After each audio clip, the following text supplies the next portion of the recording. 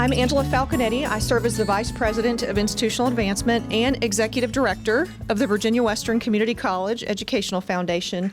And I'm really proud to kick off this first series of the first faculty member, Kristen Barrett, who is Assistant Professor of Mathematics, who was awarded the Don G. Smith 2016 Chairperson Award from our Educational Foundation. As you can see on the slide, if you can see to the right here, the Endowed Teaching Chair position was created for a very good friend of the college, also a previous board member of the Educational Foundation Board here at Virginia Western. And the Don Smith is currently a board member emeriti. The award was created to provide a faculty member at Virginia Western with the opportunity to expand their knowledge and also to give back to the students. And so Kristen has selected, or I should say Professor Barrett for the students, has selected a phenomenal topic about critical thinking and the importance of mathematics in everyday life. So at this point, I'd like to introduce Kristen Barrett, who is one of our outstanding faculty members, and I have grown to develop a deep appreciation for Kristen and her talent. So students, raise your hand if Kristen's your professor. Best one on campus, keep your hands up. Okay, you get extra credit for those of you who had your hand up. Just kidding. All right, well, Kristen, thank you so much. And again, Chuck, thank you for being here with us. And we look forward to learning about how mathematics, critical thinking impacted your career development. Thank you. I'll give you hugs. Thank you. So I know most of you, and you guys know why you're here. I've been telling you that you need to come to these, right? So that you can see how your education is going to pay off when you get away from Virginia Western. A lot of you guys have planned to transfer to four-year institutions and major in finance, accounting, marketing, some sort of business field. So I wanted you all to learn from the experts, right? I'm very grateful to Mr. Don Smith and our Education Foundation for setting up this endowment that makes this project possible. I'm also very thankful to the Career Center for all of their help in getting this going. You all hopefully got a little flyer about Mr. Sawyers when you came in. So I'm not going to read that to you. I'm going to let him introduce himself and tell you how he got to be where he is today. So I'll hand it over to you. Thank you. And you guys can learn from the experts. Well, do I need to? No, I'm good? All right, good deal. So first of all, how's everyone doing? Good? Good, all right. Thank you for coming out today, and thank you guys for the invitation to come and spend a few minutes with you. So first of all, I don't like to listen to myself speak for no more than 10, 15 minutes, or that's even pushing it. So if you guys can ask questions, make this as interactive as possible, I would greatly appreciate it. So it'd make for a more interesting, dynamic discussion.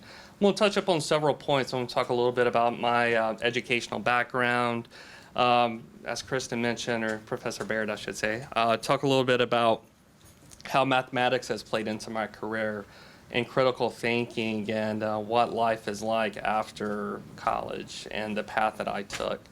So as Kristen, or Professor Baird, I should say, mentioned, I'm Vice President of Finance at Carilion. I've been with the organization for about 11 years, and I've been in various positions throughout that 11 years. So just by show of hands, how many of you guys in the room are thinking about, going to a four-year college after this? So I think that's great. My path is very similar to the one that you're getting ready to take. I went to Grayson County High School in Virginia. It's right outside of Galax. I grew up in a small town, Freeze, Virginia. Does anyone know where Freeze is at? So I see a couple of hands. It's like population 500 maybe, depends. It's right on the bank of New River. Great town, but coming out of high school, for various reasons, financial, so forth, so on, I didn't have the opportunity to go to a four-year school. So I started out at Whitfield Community College, just down the road here. So I went to Whitfield for my first 2 years of college, but my experience within math started back in high school and probably even somewhat in middle school. When I was in middle school, kind of like a fun fact, I had my own lawn mowing business. I kept up with 25, 30 yards a summer, and I did that from the time I was in middle school until I graduated college, actually.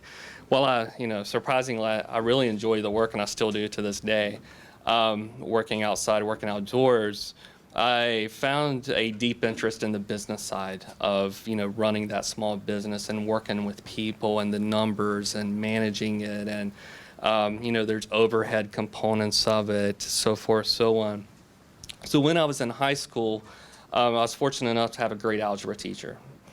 And then I really liked math then. And then later on in high school, I think when I was a junior, I took my first accounting class. And I was like, this is it. This is what I want to do. I'm getting to deal with numbers. I get to work with people. It was the path that I wanted to take. I took another accounting class. I loved it. And so then I went on to not Virginia Western, but Whitfield Community for 2 years. Got my associates in business administration. Then I went on to Virginia Tech and got my degree there in degree in accounting. When I was at Virginia Tech, I would say that's probably when I realized how important math was and how important of building that foundation. Because when I got to Virginia Tech, I started taking classes in tax, accounting, auditing, business management, cost accounting, introduction to finance. I don't think I mentioned that one. And in all those classes, you're always trying to solve for X, Y, or Z. It all goes back to some of those basic concepts that I learned in algebra when I was early in high school, and a lot of it went back to accounting as well. So after I graduated Virginia Tech, which was around 2000, coming out of college, you think of you have this master plan in place that I'm going to go work in public accounting for 5 years. I'm going to become a partner in a CPA firm. I'm going to do this. And it didn't work out that way. So I think one thing that I would encourage everyone is to have a lot of flexibility in what path you're going to go down and be open. Because I got into public accounting and I was like, what in the world is this? I mean, it just wasn't for me. I mean, it may be great for some of you. I have a lot of great friends who are in public accounting. I spent a year in it. It's the longest year of my life. But no disrespect to people who work in public accounting. I mean, it's for some people. It just wasn't for me. And just by happenstance, I got into healthcare. The guy and this goes back to relationships are so important. The guy who hired me into public accounting left that firm and went to work for Carilion Clinic, and he kind of took me with him. So I went to Carilion Clinic as a financial analyst there. And I spent a couple of years there, and then I took a job. I was like, I want to do something bigger. So I took a job with Wake Forest Baptist. Folks familiar with Wake Forest, huge medical center in Winston-Salem. It's a great organization. They do tremendous things in research, et cetera, just like what we're doing at Carilion now. So I went there, worked a while, and then Lewis Gale lured me back. They hired me back as a manager of finance. I think I was around 25, 26 at the time. So I went there, spent a couple of years there, learned a great deal, just a great experience. Lewis Gale, we ended up selling the business to HCA. And then that's when I went to Carilion. I've been at Carilion ever since. At Carilion, I've been very fortunate enough. One thing I would add too is, make sure you take the time to learn from others, whether it's math, relationships. Like I still get invited to a lot of meetings, and I may not have an active role in, and I see some of my colleagues from Carilion in the room. I may not have an active role in the meeting, but just sit back and listen and watch how people interact with each other. You can learn so much just from body language and in addition to the knowledge that they're sharing. But at Carilion, I've been very fortunate to have a lot of great mentors. I report to our CFO, Don Hallowell, great guy, great mentor. There's been several other folks that I've worked with at Carilion as well. But one thing that's interesting with Carilion, I feel like I'm bragging, so I apologize about my organization, but Carillion's just a great place. I've had a lot of opportunities to work in different spots than just finance. When I joined Carilion, I worked in business development, business planning, which was more around, forecasting market share. When you're calculating market share, what's the basis of that? It's math. It's basic math. But it's very important in what you do with that data. You take that data and you make business decisions that can impact your bottom line in the millions. But it all goes back to basic math and taking large data sets and turning them into something where you can make a decision off of it. So from that, I went into working in physician practice operations. I help run some of our physician groups. And Carilion, we employ about 700 doctors today, but so our physician group is quite large when you look at it compared to other groups across the nation. But even in that role, when I was a director of physician services, a lot of my work, it revolved around math. You know, how do you run a physician practice outside of the clinical? I mean, of course, the physicians, you know, I know Mr. Smith here, his son's one of our physicians. He's a great guy. But you know, the clinical guys there and ladies, they're going to do their thing from a clinical perspective. But when you start looking at how you run a physician practice, it comes back to math again. You're looking at stats. You're looking at key performance indicators. You're looking at ratios. So again, it all goes back to math. And then from there, I went back to my true love, finance. And then I've been in finance ever since and worked my way with the right opportunities from a director of finance to senior director of finance, and I've been in the VP role for the last couple of years. So that's my bio in 5-10 minutes or less. Any questions on kind of the path I took? Because if you would have asked me when I was 22, I would have never imagined this, because I never once thought about going to work in healthcare. And that's one thing we're doing at Carilion, which we'll talk about a little bit later on, is how do we get folks interested coming out of high school, early on in college? How do we get them interested in healthcare? So, you know, we're working with some of the different colleges around internships, et cetera. We want to get folks interested, because in order for Carilion to be successful, a lot of that is having, you know, the right folks, you know, on the team that are helping us, you know, drive the organization. So any questions? Yes. You're talking about internships. Mm-hmm. What kind of internships does Carilion offer currently? So we offer internships in accounting, finance, marketing, business planning, in our IS department. You know, I know within finance we usually have 2 to 3 a summer, and they're at different levels, whether they're rising juniors. We've had rising freshmen, but rising sophomores before rising seniors. And the intent of those internships is really to see, well, first of all, to expose the student to healthcare and what we do, and give them a meaningful project to help build their portfolio of experience. But it's also to see, you know, is this a good fit, you know, down the road that that this person may want to come and work for us. Because for us, I mean, we're very, we really like employees who have strong ties to the area, because they're more likely to stay with us for the long term, and they're embedded in the community.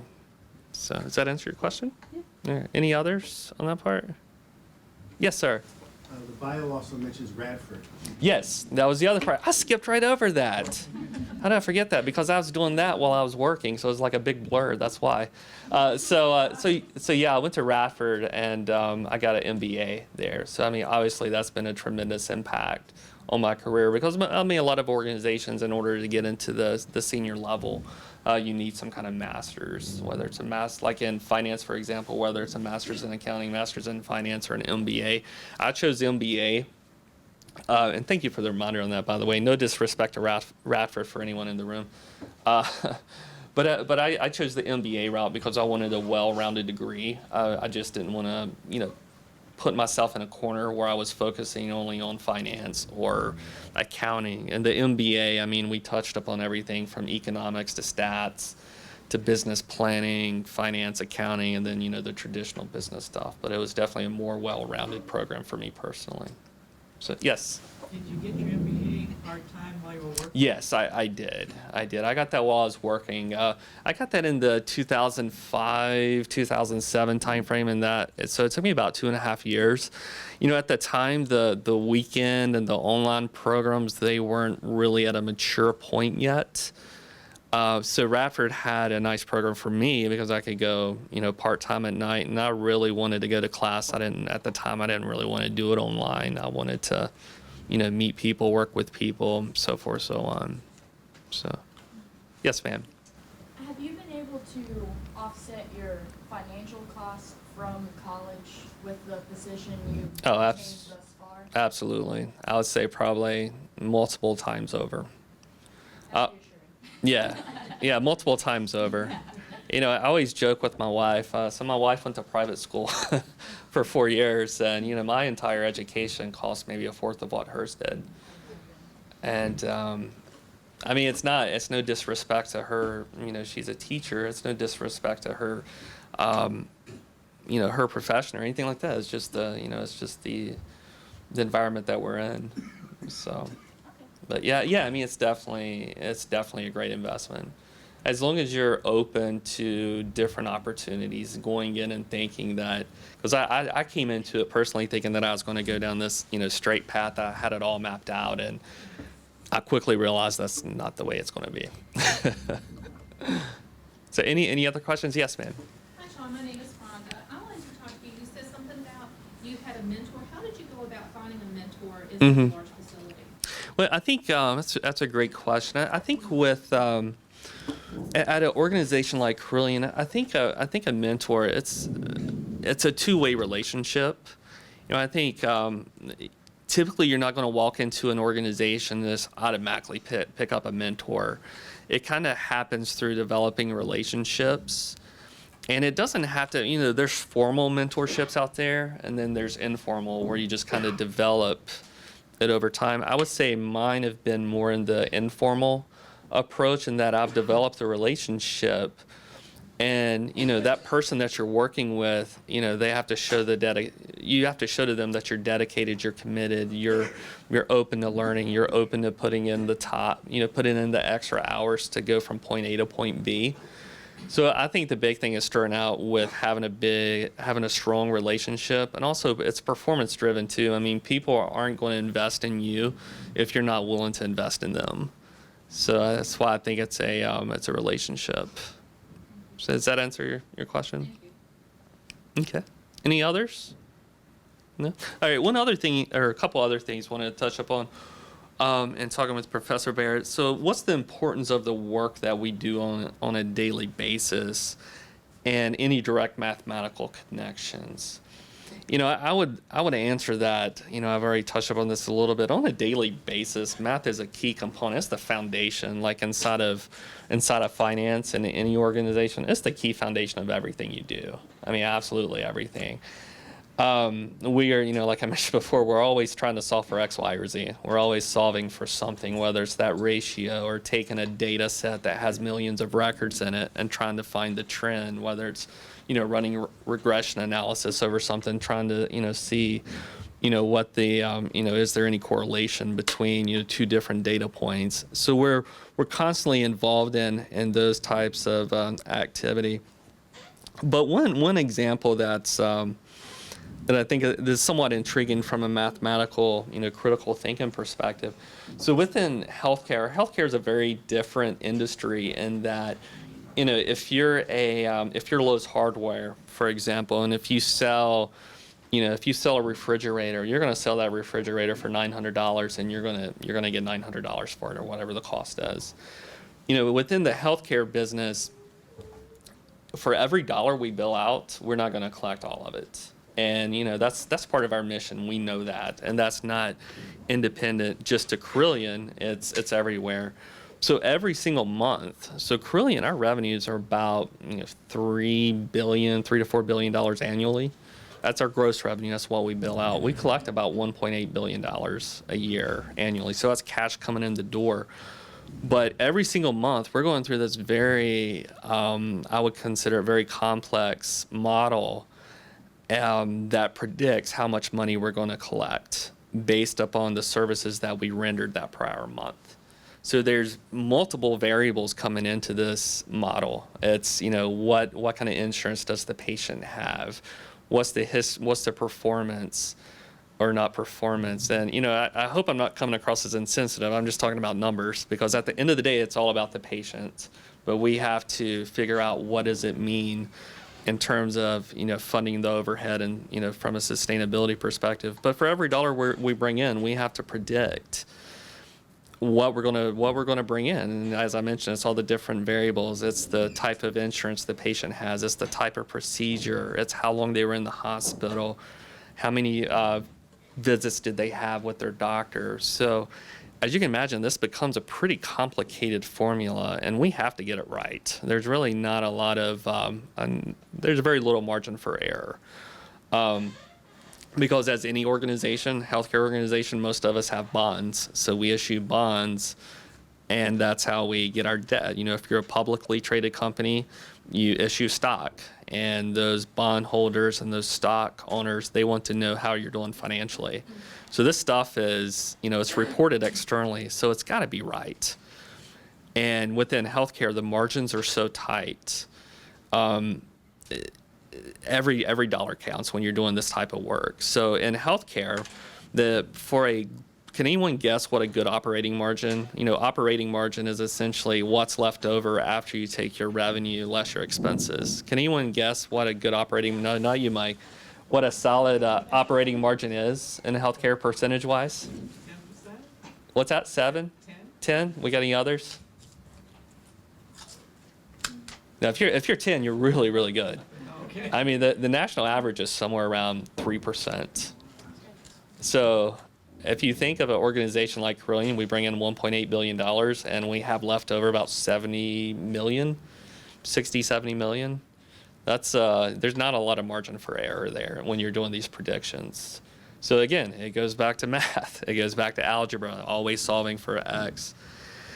We also use various mathematical approaches within, just making general business decisions. I'm not sure how many of you guys have been involved, like your classes thus far, but, looking at internal rate of return, looking at time value of money. Have you guys got into any of that yet?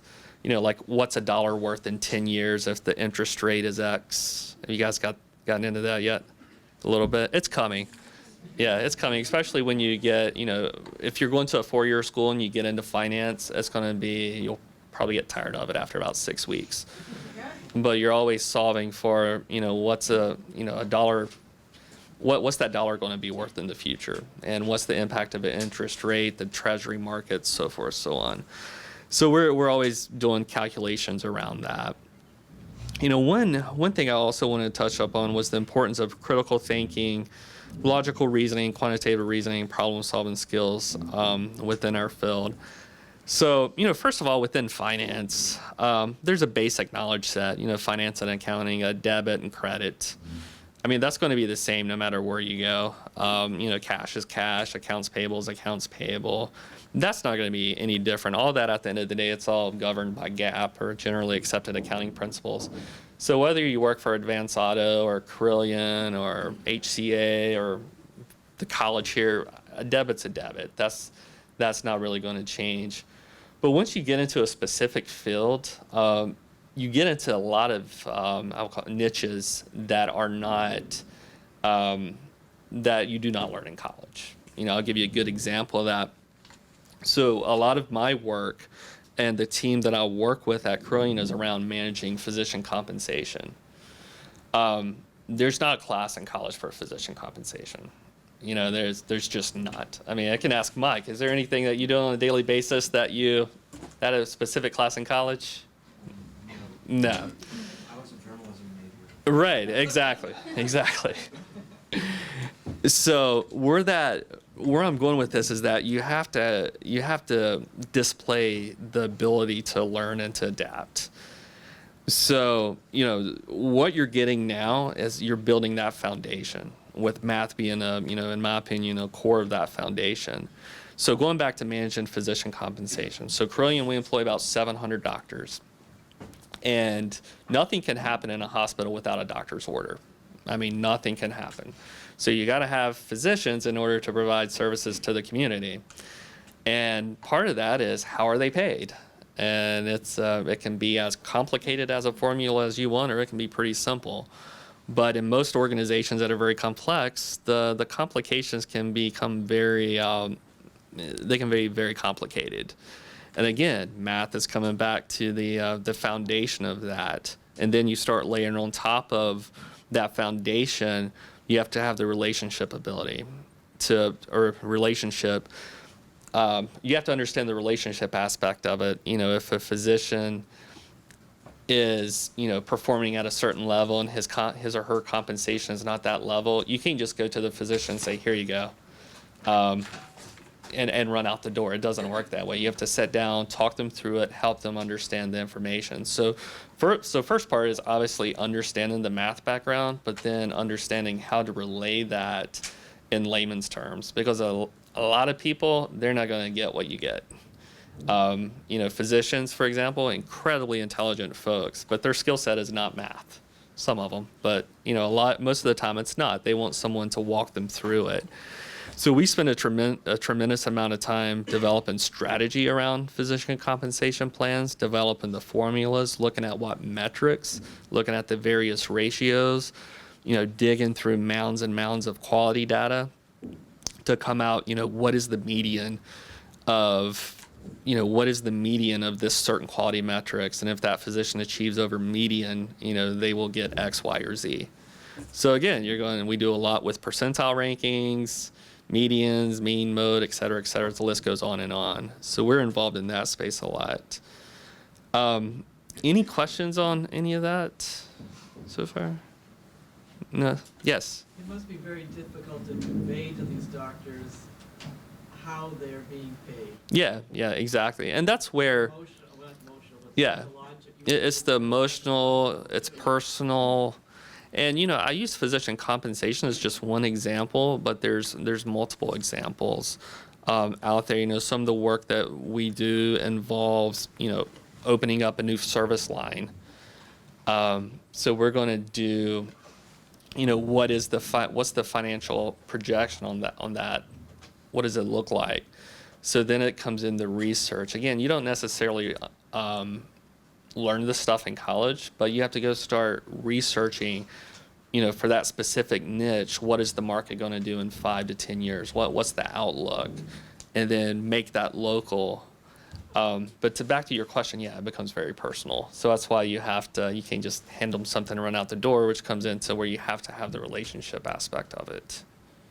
So, yes, ma'am.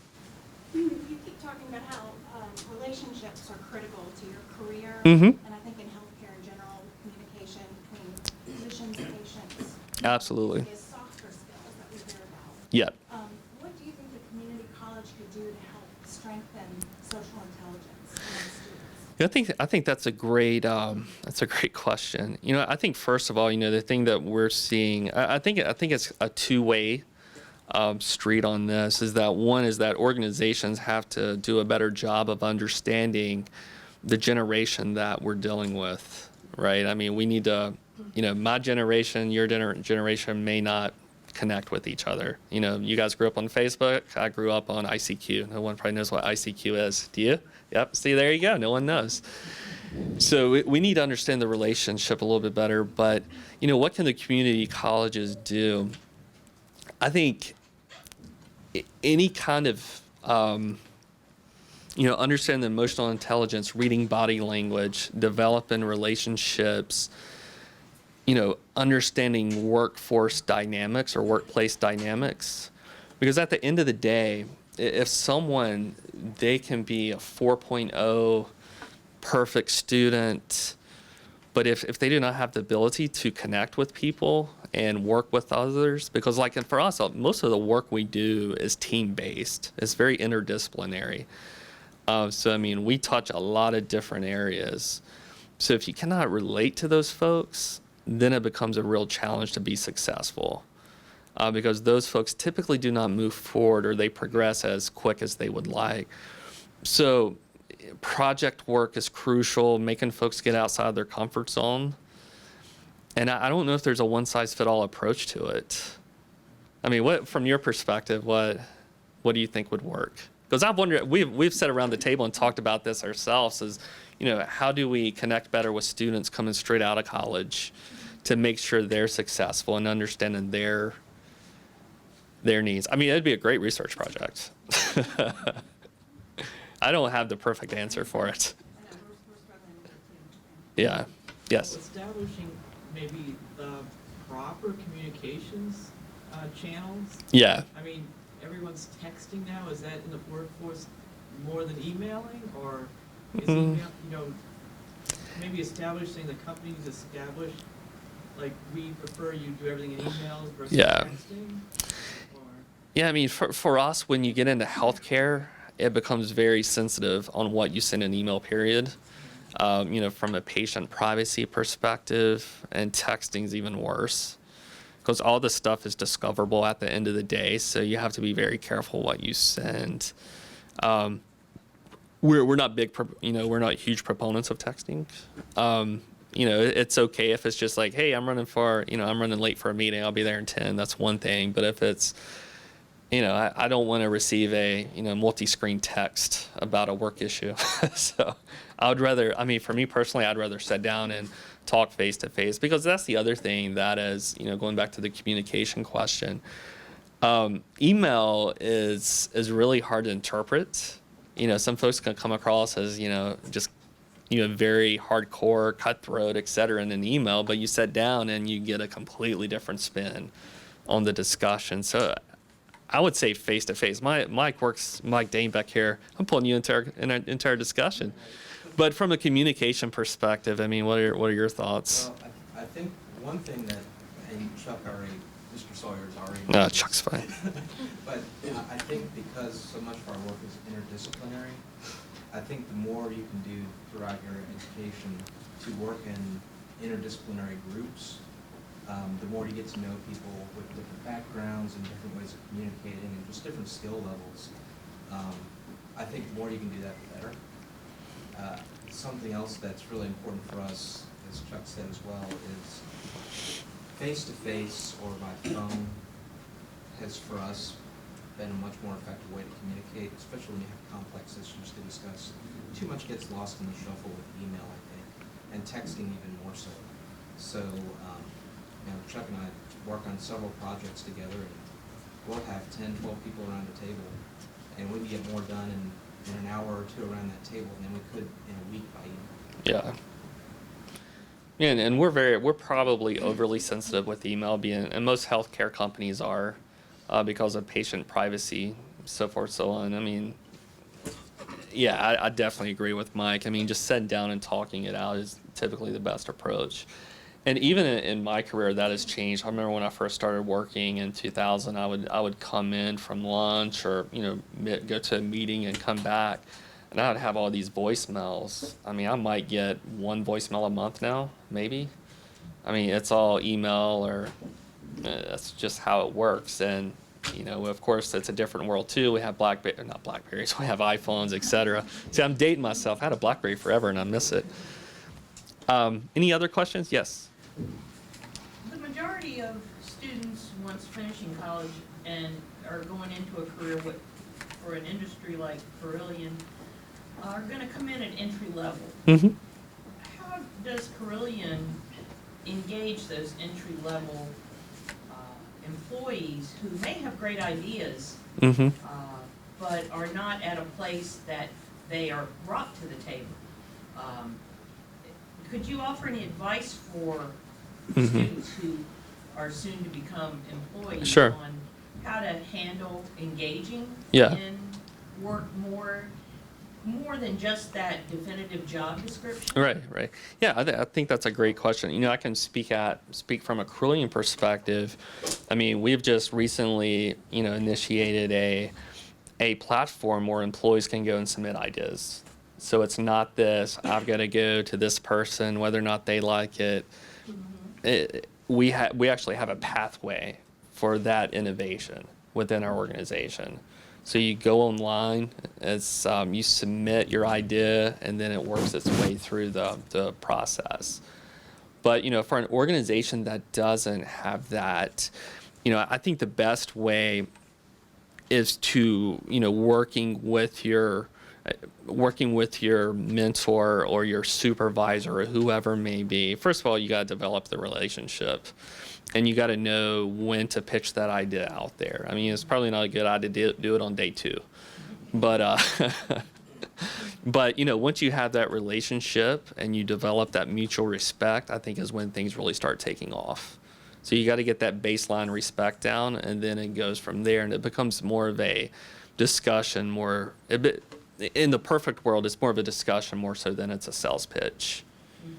Because if it's a sales pitch, it'll get couched as a sales pitch. You really want it to be more of an innovative type of discussion of, hey, I was thinking about, I saw this property for sale at the corner of Brambleton and blah, blah, blah. It'd be a great place for a whatever. What do you think? And if it turns into general discussion, people will tend to gravitate towards it. So, okay. So the other thing I wanted to touch upon is, what do we look for when we're hiring employees? First of all, when we're hiring employees within finance and, within Carilion in general, we're going to look for, a solid academic record. I mean, that's a given. That's pretty much anywhere where you're going to go. I think, for our organization specifically, culture is huge for us. Our mission is improve the health of the communities we serve. And at the end of the day, for us, it's all about the patients. We look at every dollar that we spend as our patients' money, because if you think about it, the money that Carilion receives is coming from either a patient or an employer. It's coming from the community. So we take that very seriously when we're spending money on resources, including staff. So it's got to be a good culture fit for us. And our culture is mainly focused around, we call it the 5 C's. And it's curiosity, commitment, courage, compassion, and community. A lot of times we throw our own in there, so I have to write them down. But it can be 7 or 8 C's if you want to. But we're really looking for folks who are curious, not to just play off those 5 C's, but it's really people who are curious. They want to progress. They want to ask the questions. They're, back to your point earlier, they're not afraid to, build that relationship and, create that level of innovation we're looking for. We also want folks who are, committed. They're committed to healthcare. They're committed to the community. And also community is very important to us. We do our employee surveys every year, and these 5 C's come into play, whether it's from a courage, compassion, so forth, so on. So it's really, for us, academic record, and it's got to be the right fit. So, do the employees have the same values that the organization has? And a lot of that can be found out, through doing during the interview discussions, and just talk about, what are you looking for, what's your interest, so forth, so on. Does anyone have any questions on that? Well, okay. Because it's really also, it also depends upon the position, folks are applying for. We have a lot of entry-level positions, which, a lot of folks here in the room would be great candidates for down the road. So, we have the entry-level positions, but, someone asked earlier about internships. You can go on our website. It's under visiting student affairs, and then there's administrative internship, and you can submit an application on there. And, we do summer internships. Most of our internships are during the summer on the administrative side. It fits with the calendar year, or with the school year rather. But we've also had internships in the past that have ran into the fall or spring. So, we have flexibility. For us, for internships, we want to get a lot out of it, but we also want the student to get a lot out of it. Because it's just very important to us that the student walks away with an appreciation for what we do, and they get some experience to add to their resume and help them make decisions down the road. We've had internships within finance in the past. They're like, I really like finance. It was fun, but I really want to go into accounting. To us, we count that as a win, because going back to that thing before, that student now is going to pursue another path, whereas before they may have went down that path of, I want to work in finance. So, and the other thing I probably haven't done a great job of today is just thinking about, what's the difference, what's the roles within finance in an organization like Carilion. A lot of people, when they think finance, they think, finance and accounting. In larger organizations, those functions are typically separated, as they are in ours. So we have accounting department, which is where our controller is at. We have finance, which is where I'm at. We have treasury, which they manage our investments, our cash flow, et cetera. And then we have billing, who manages the revenue cycle or our patient collection activities. So that's kind of how finance is broken down. I think in most healthcare organizations of our size, you're going to find the same structure. And most, other large organizations, you're going to find the very same. Accounting and finance is different, whereas finance is more focused on, operational issues. Accounting more is, keeping the books, the debits, the credits, the journal entries. It's more transactional based. And again, the foundation of all that is math. So, what questions? Where does fundraising and grant income, that kind of thing fall under? So that's a good question. So that falls within, so we have a foundation. So they're responsible for those activities. But, from an accounting perspective, I mean, accounting and finance, the investment side are within finance. We help manage the funds. So that sets inside of the treasury function, but the foundation sets out under a separate umbrella. Going back to strategic planning and Mhm. thinking, could you use as an example, if I'm right, the property on Franklin, right near Walgreens, used to be a supermarket? Mhm. That seems like a real financial initiative of Mhm. the organization. Yeah, it was. Yeah, so the process around that was, so everyone knows it was a U-Crops before, and it came up for sale, and it was a prime location, and I think it was one of our physicians and one of our senior directors came up with the idea of like, hey, that would be a great place to put orthopedics and neurosurgery, and then it just kind of took off from there. So I mean, it was an expensive endeavor, but because if you look at the building, we actually added, there's a parking garage underneath, and then we added a second floor in there that wasn't there before. So to repurpose that building, it definitely wasn't cheap, and the equipment that goes in there. But from a strategy perspective for us, it works from a patient care perspective because we're putting all of those services underneath one umbrella. So orthopedics, neurosurgery, rehab, all of those they come under one umbrella. So it's like a one-stop shop for that, whereas before we had those locations spread out through town. So, and it's become, it's a destination point. It's a very nice facility. Folks like going there. So that's definitely been a plus for us. So, yes, ma'am. I have a question for you. Yes. So our students here that are going to go on to 4-year schools, right now they're just in business administration. Mm-hmm. So when they transfer, they will decide accounting, finance, marketing, which area of business that they want to specialize in. Yeah. Do you all have any job shadowing opportunities where Mhm. they could go and just shadow some of those Absolutely. areas before Yeah, they it's decide? yeah, absolutely. I mean, we would be more than. I can leave my contact information or who to contact with Professor Barrett here, but yeah, definitely job shadowing. I didn't mention that before, but we do that as well. We'd have folks, come and spend a couple days with us, go to some meetings, and try to expose what is it like within the organization. So, yep. Any other questions? No? All right. I think that covers it. Thank you, guys.